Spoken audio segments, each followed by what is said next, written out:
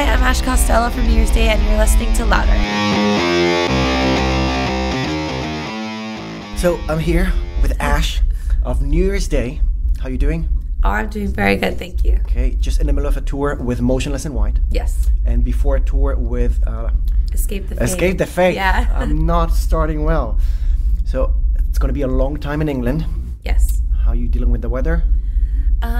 The weather out here seems to not agree with me because every time I come here I get very sick. Oh. So I guess I'm a California girl. Of course. I'm not used to extreme cold weather like this. Well, the good thing is that just wait an hour and the weather's going to change. Yeah, that's what they all say, but I can only see gloomy weather this whole time. Well, they don't call it Great Britain for a reason. I like gray days. Yeah.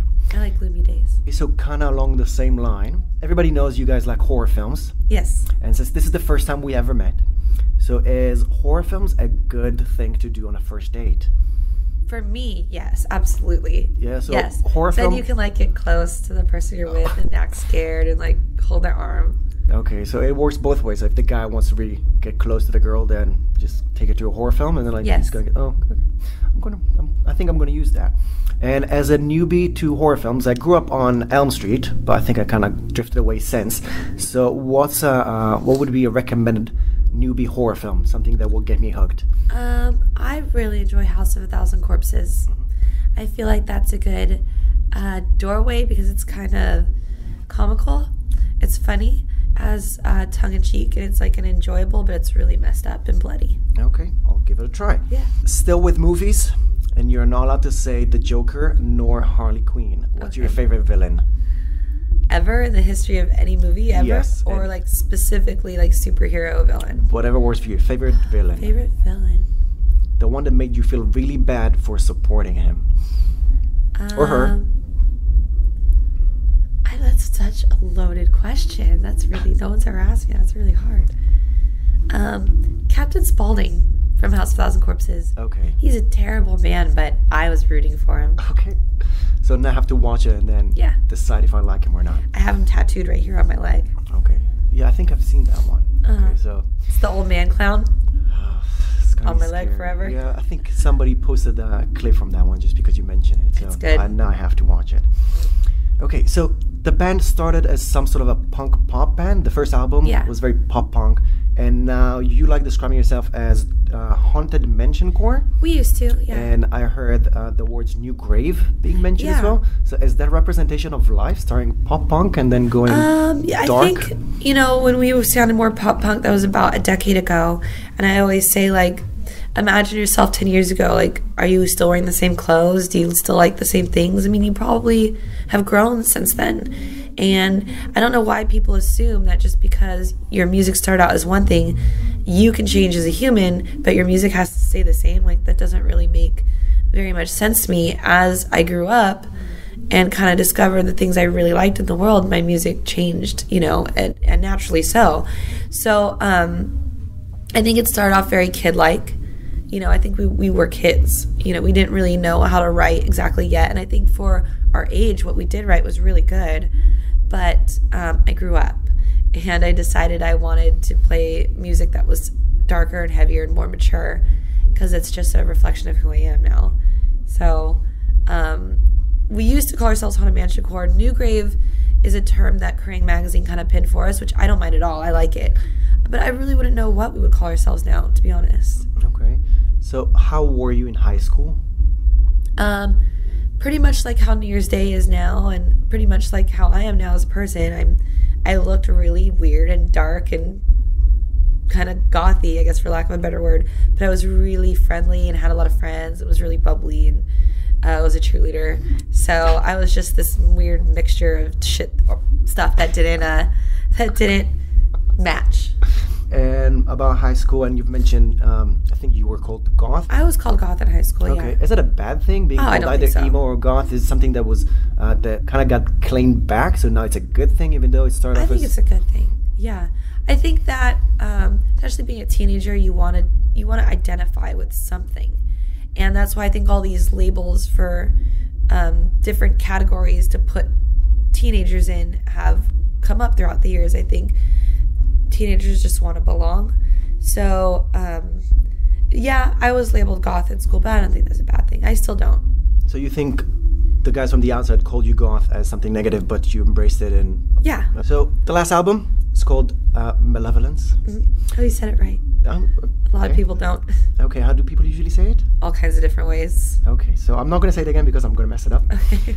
But it's about anger and passion and disappointments. And I think you've mentioned that you really like the film The Purge. Yeah. And the name of the album, of course. So does it mean that you forgive and forget, or that I should not be on your blacklist? Do not be on my blacklist. Yeah, you're gonna just snap something? Don't be on my blacklist, or you'll definitely get an album written about you. Oh. Yeah, Malevolence was a hate album. It was a vengeful album. It was therapeutic for me. I've had a hard year as far as personal life goes, and it's just, music is always a reflection of, you know, what I've been through personally. But malevolence came from, the definition is, you know, wishing evil or harm onto other people. And I just really identified with the character Maleficent because she started out as a good person or creature, whatever she was. And it was man who turned her evil and bitter. And so I identified with that. So that's where the name of the album came from. Okay. So again, do not start with E. Yeah, okay. How would I avoid your blacklist, though? You know, it's really easy not to be on the blacklist. You just don't lie or steal or cheat or betray. You know, don't break my trust. It's really easy. Just be like a good person. But on the other side, would you think that being in a stable, calm, good relationship would make it harder to write? Yeah. Okay, so all the bad things, even though you hated them at that point, still appreciate them now. Yeah, it would be very hard to write. You guys were twice on the Warped Tour? 5 times, actually. 5 times, okay, so I missed out on a few. It's okay. Is it more like high school? Is it kind of like cliquey or family? Very cliquey, very family, very much like, not, I wouldn't say like high school, but more like summer camp. Okay, so summer camps always divided into two, the ones that are having sex in the toilets and the ones basically, that are playing Magic the Gathering. Yes. Okay. Yeah. So talking about relationships, a few of them, the band members just left around New Year's. Is it something that makes the band stronger now? So is it going to be... It always makes the band stronger. Every time I look back, a band member left because someone even more incredible has come along. So I'm very happy with where New Year's Day is at now, okay. lineup-wise. Okay, so who are the members right now? Because I think 2 left. I think Nikki, the drummer, left. Nick Rossi. Yeah. Yeah, he's the only one. Okay. Oh. There's just one. We have Brandon and Jeremy, who are brothers. Trix, the drummer, Nikki, Misery, and myself. Okay. And to take it to a different way, which you probably were asked in other ways, you're really good friends with Chris from Motionless in White. And people like talking. Yeah. So I'm not going to ask what you are, I don't care. But I want your take on platonic friendship. Because I keep getting take on it? Yes. Like in general? Yeah, does it exist? How would you make it work? How would you not make it work? How would you not get the other person's partner to be really jealous? That happens to me a lot. A lot of girlfriends of guys in bands do not like me, but I have lots of guy friends that are just friends. So for me, it's really easy. I think it's just the nature of the business that I'm in. It's a very male-dominated industry, especially on tour. I tend to be one of 2 or 3 girls at most. So it's very easy to make friends. It's not hard at all to have a platonic friendship. So you believe that there can be a situation where nobody wants to have sex with the other person? Well, I don't know what they want, but I definitely don't. Okay.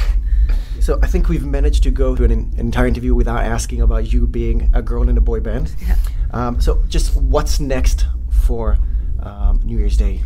Well, pretty much one thing right now, and we're booked until June, so lots of touring. Last year we spent a lot of time on press and writing and rolling out a new album. This year we just want to play. So we're going to focus a lot on touring. Okay. Anything else you want to add for our friends that are listening? Thank you so much for your support, and hopefully we'll meet you at a show. Okay. So Ash of New Year's Day, thank you very much. Yeah, thank you. It was great talking to you.